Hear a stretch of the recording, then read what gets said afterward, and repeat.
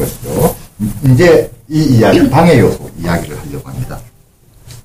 자, 그림에는 표시되지 않았는데, 재기 방해 요인으로는 4가지가 나왔습니다. 원정주의, 패터널리즘, 강압, 무관심하고 판단적인 전문가, 그리고 약물부작용과 증상입니다. 한 가지씩 얘기하겠습니다. 첫 번째 방해물은 원정주의, 패터널리즘입니다. 저는 이 단어를 왜 원정주의라고 번역하는지 의아합니다. 원정주의 하면 좋은 느낌이 들지 않나요? 그런데 실제로는 안 좋은 방법을 얘기하는 거거든요.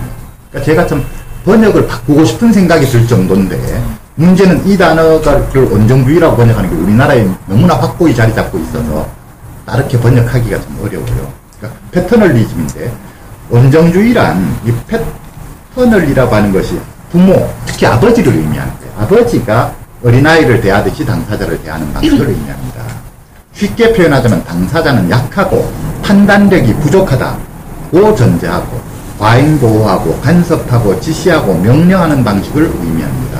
뭔가 알아서 하도록 내버려 두지를 않는 방식입니다. 무슨 말이냐면 부모가 들어서 조그만 애들, 이제 서너 살짜리 애들을 대하듯이 대하는 방식이다 하는 거예요. 자, 부모 입장에서는 사랑하는 마음이죠.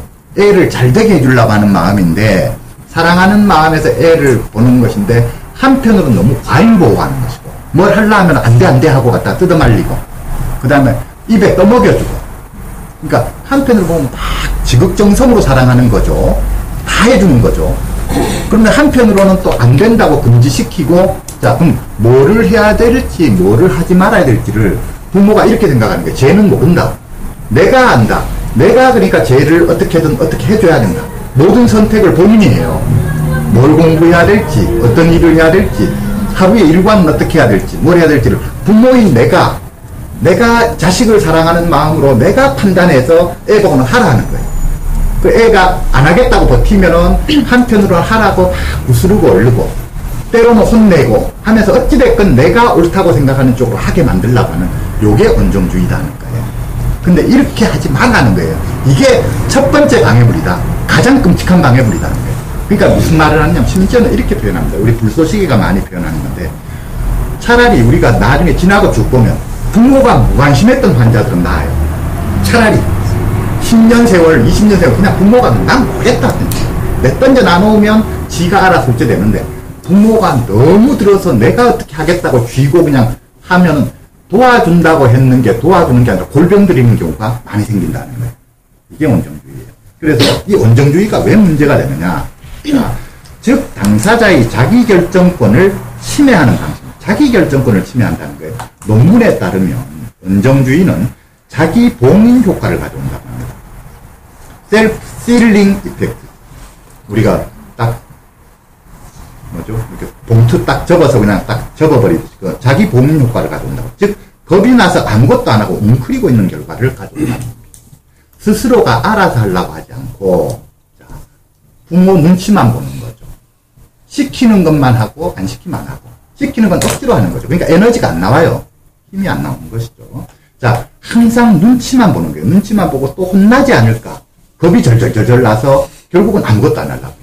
우리가 심지어 이게 이렇게 되면 어떻게 되느냐. 우리 마르티나 이야기를 했지만, 마르티나 경우에 지금 이제 많이 덜해졌는데, 옛날에는 계속 화장실을 갈 때도 화장실 갔다 와도 돼요.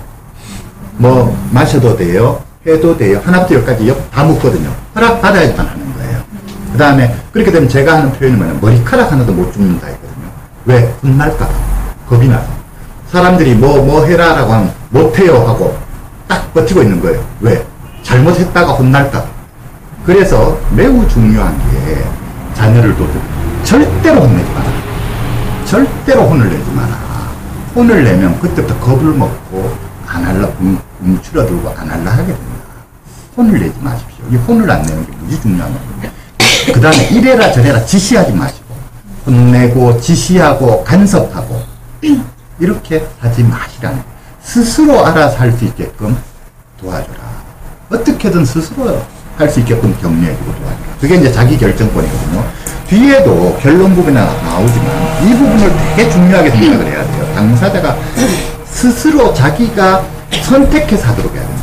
뭘 먹을지, 오늘 하루 일과를 어떻게 보낼지, 앞으로 장차 내가 어떤 직업을 가지고 살아갈지, 누구를 만날지 등등 자기가 스스로 판단하고 선택해서 할 수 있게 해야 된다. 이게 재기의 첫 번째 원리입니다. 그런데 이 온정주의라고 하는 게 해로운 것이 바로 이 자기결정권을 침해한다는 것이죠. 그래서 사람으로 하여금 위축되게 만들고 웅크리게 만들고 아무것도 안 하게 두려움을 느끼게 만든다 하는 것입니다. 자, 그다음 두 번째 강요물은 강압입니다. 강제, 강요라고 번역해도 무방합니다. 강제적인 외래 치료와 약물 복용을 포함해서 강제적으로 약을 먹게 하는 것을 포함해서 강제적인 입원 치료가 이에 속합니다. 강압은 세상을 긍정적으로 바라보는 능력을 빼앗아간다고 합니다. 또한 무력감을 느끼게 만든다고 합니다. 그래서 절대로 어떤 것이라도 강제로 하면 안 됩니다. 우리가 흔히 보면 가족들이 너무 답답하니까 병원에 강제로 입원시키잖아요. 약도 강제로 먹인단 말이에요. 근데 자, 약을 먹일 거냐 말 거냐.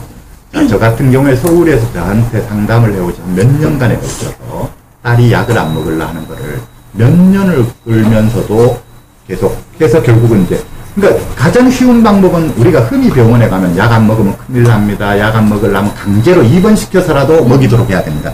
안 해요. 자, 이게 사람들마다 조금 달라요.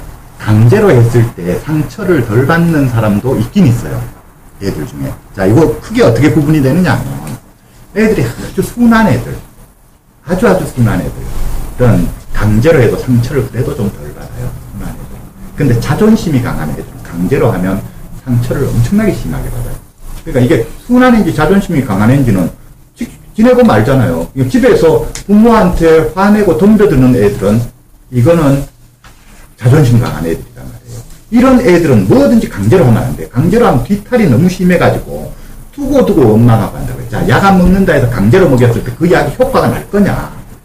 그 약이 효과를 보는 면이 있지만 본인이 화가 나서 부글부글함으로써 약효를 까먹어버리는 것까지 생각하면 득보는 게 없단 말이에요. 그러니까 시간이 더 걸리더라도 대화로서 스스로가 정보를 제공해 줌으로써 스스로가 자기가 선택해서 하게끔 해야 된다 하는 것이죠. 그래서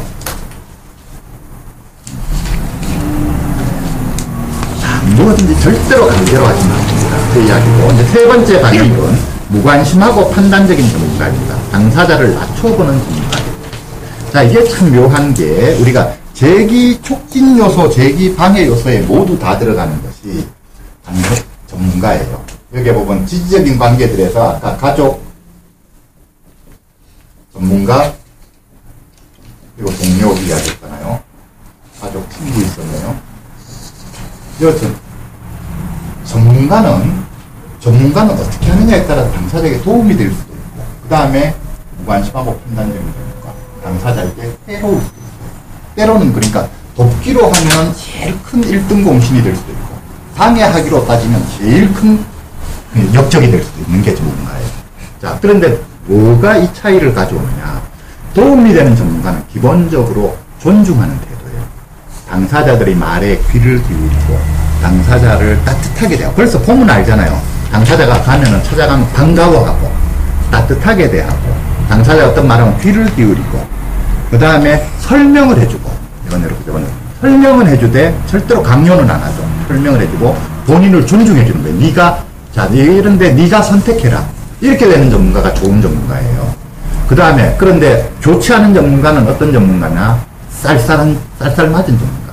사람이 가면 벌써 찬바람이 슥슥 나는, 내지는 너무 지시적이고 권위적이고 강압적이고, 당사자가 무슨 말 하려면 말 탁 잘라버리고 갔다가 내가 시키는 대로 해. 이 좋지 않은 전문가예요. 그래서 이런 무관심하고 판단적인 전문가. 즉 뭐냐면 마음속에서 나는 잘난 놈, 니는 못난 놈, 이렇게 딱 돼 있다는 거예요. 당사자를 낮춰보니까 함부로 대한다는 거예요. 그 전문가는 좋지 않은 전문가라는 거예요. 근데 불행히도 우리나라의 현실이, 병원에 한번 가보세요.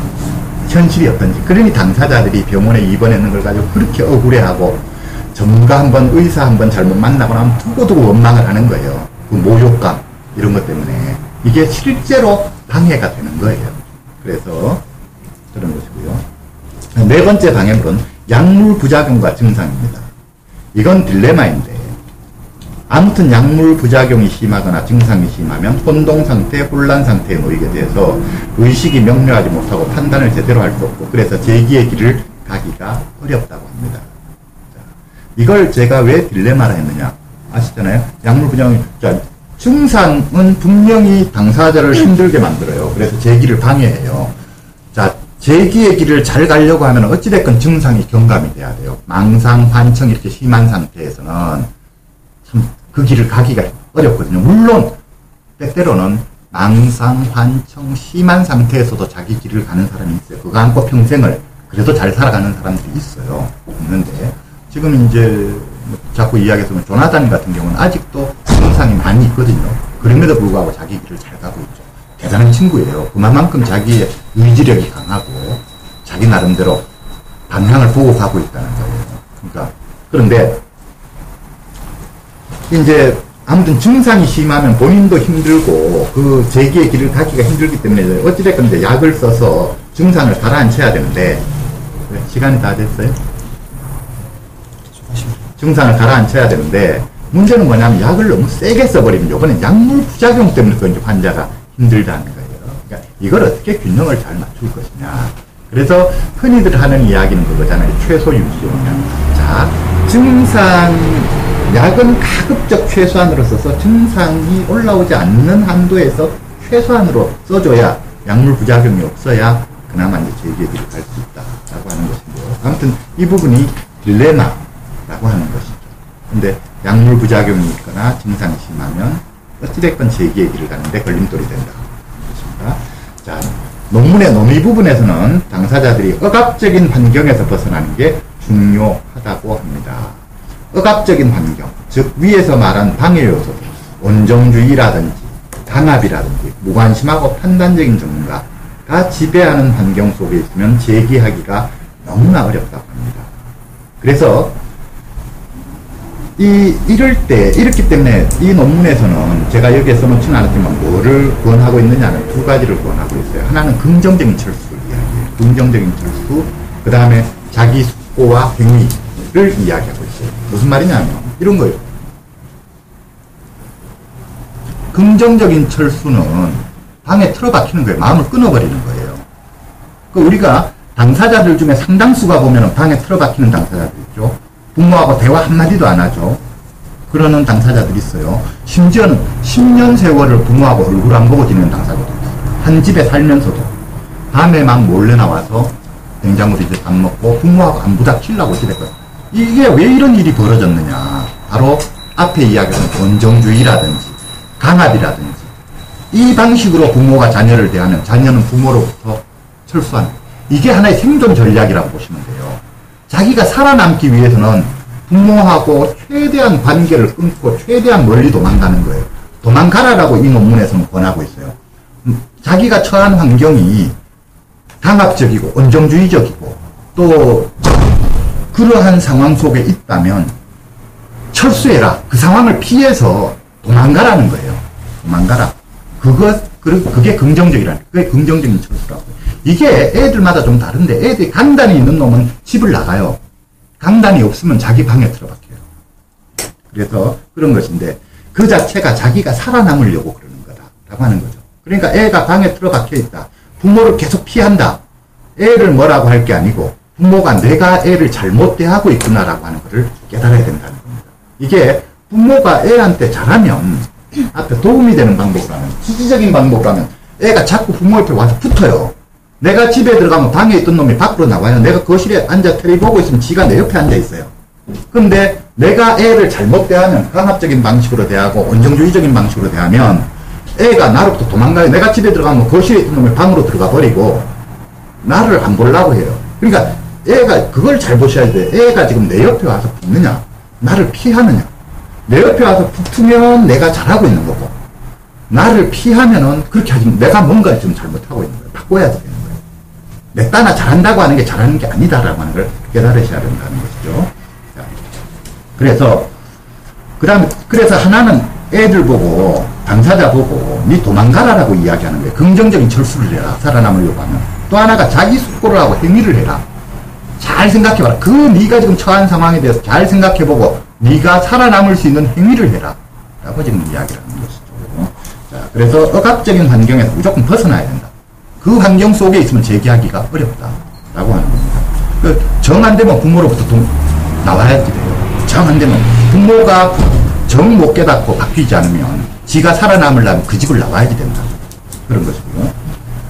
이 논문에서 직접적으로 분석한 건 아니지만 논의는 자기결정권의 중요성을 강조하고 있습니다.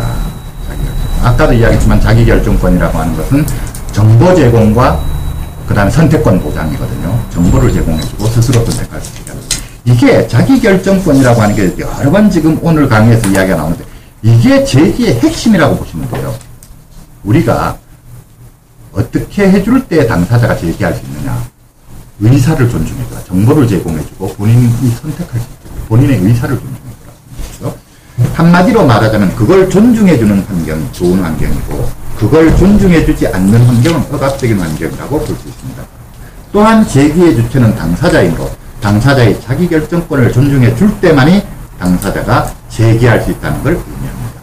그래서 제기라고 하는 건 앞에도 이야기했지만 제기라고 하는 것은 결국 무너진 인생으로부터 다시 일어서는 것인데 이 다시 일어선다는 것은 한 개인이 변화하는 것을 의미하고 한 개인이 성장하는 것을 의미하고 한 개인이 자신의 고통을 통해서 완전히 다른 종류의 사람으로 변형되는 것을 의미하는 것입니다. 하는 것이죠. 그리고 결과적으로 보면 우리가 병의 치료라는 소극적인 관점에 생각하면은 이 정신질환이라고 하는 건 단지 뭔가 잘못된 것일 뿐이에요. 손해나는 일일 뿐이에요. 근데 그게 아니라 제기라는 관점에서 보자면 이것은 고장난 게 아니에요. 잘못된 게 아니에요. 인생의 길을 가는데 어떤 순간인가 내가 원했던 인생을 살 수 없게끔 인생이 옆길로 빠져버린 거예요. 그래서 내가 살고 싶은 인생을 살 수가 없었기 때문에 억울해하고 원통해하고 뒹굴뒹굴 그러는 거예요. 새로운 낯선 인생은 내가 받아들일 수 없는 인생이거든요. 별 볼 일 없는 인생이거든요. 내가 생각할 때는. 그렇잖아요. 정신병자라는 말을 들어야 되고 정신병원을 다녀야 되고 약을 먹어야 되고 직장도 없고 남들로부터 무시당하는 삶이고 이거는 뭐 별 볼 일 없는 삶이 내 눈앞에 펼쳐져 있는 거예요. 그전에까지는 누구나 발병하기 전에는 자기도 좋은 대학 들어가고 좋은 직장 취직하고 아주 화려한 삶을 꿈꾸고 있다가 내 앞에 딱 인생이 바뀌어버렸는데 보니까 이 인생은 내가 원하던 인생이 아닌 거예요. 그러니까 환자들로서는 그걸 받아들일 수가 없어서 5년, 10년, 15년 오랜 세월을 막 몸부림을 치는 거예요. 그 과정에서 부모한테 화도 내고 뭐도 하고 뭐 별의별 일이 이제 다 일어나는 것이죠. 그런데 문제는 뭐냐면 그렇게 해서 못 일어서면 정말로 인생이 원통하게 끝나겠죠. 죽는 날까지 누군가 원망하면서 살겠죠. 그런데 모든 사람들이 못 일어나는 건 아니더라는 거예요. 다시 일어서는 사람들이 있더라. 어떤 계기가 돼서 어떤 계기 이러이런 요소들을 제공해주면 다시 일어서더라. 이런 요소는 없애고 이런 요소들을 제공해주면 다시 일어서더라라고 하는 것이에요. 그래서 이렇게 다시 일어선 그래서 자기 나름대로 다시금 당당하게 인생을 살아가게 된 친구들은 한결같이 자기 병에 대해서 고맙다라고 표현하거든요. 내가 병을 알았던 게 지금의 나를 있게 했다. 만약에 내가 이 조현병이라는 병을 앓지 않았더라면 나는 어쩌면 또만한 사람이 되었을 것이다. 이렇게 이제 이야기하는 것이죠. 그래서 이것이 혹히 손해보는 일은 아니다. 한 개인이 성장하는 일이고 고통을 겪을 때는 힘들지만 성장하는 일이다. 한 개인이 성숙되는 일이라는 것입니다. 자, 이제 마지막 이야기입니다. 요약하는 의미로 그림을 다시 한번 보겠습니다. 결론은 이렇습니다. 자, 제기라고 하는 것은 병 우세적인 자아적 체감을 버리고 병과는 무관한 자아적 체감을 갖게 되는 게 제기입니다. 그런데 그 과정에서 도움이 되는 요소는 의미 있는 활동들, 지지적인 관계들, 그리고 여러 가지 종류의 안녕 방법들을 사용하는 것이 제기에 도움이 되는 것이고 제기의 방해 요소는 운동주의, 반합, 무관심하고 판단적인 전문가, 약물 부작용과 증상이 방해 요소입니다. 자, 그 다음 끝으로 마지막으로 이제 하고 싶은 이야기를 할게요. 좋은 자료의 발굴과 번역의 필요성을 말씀드리겠습니다. 당위성이나 주장만 가지고는 잘못된 관행을 바로잡을 수 없습니다. 논리와 근거가 필요합니다. 그래서 논문을 읽어야만 합니다. 하지만 국내 자료는 너무나 빈약합니다. 그래서 외국 자료를 많이 발굴하고 번역해야 합니다. 사라이 열쇠 번역팀은 먼저 미국 정신건강의학회에서 2010년도에 발간한 조현병 치료 실무지침 번역을 하고, 이후 미국 보스턴 대학 정신재활센터에서 발간한 재활철학과 방법론에 대한 책과 자료들을 번역할 것입니다. 또한 미국 심리학회에서 발행하는 정신재활지에 수록된 논문들을 번역할 생각입니다. 제대로 된 올바른 정보를 접하면 당사자와 가족들의 눈이 떠지고 시각이 바뀌게 될 것입니다. 하지만 저 혼자 힘으로는 역부족입니다. 뜻을 함께 하시는 분들의 동참을 바랍니다. 본 강의를 들으신 모든 분들이 늘 건강하시고 행복하시길 기원합니다. 감사합니다. 원래는 TV응답을 받을 예정이었는데 지금 4시 반부터 이제 권영탁 강의를 해야 되거든요. 그래서 오늘은 막 TV응답 없이 이렇게 끝내도록 하겠습니다. 고맙습니다. 감사합니다. 궁금하신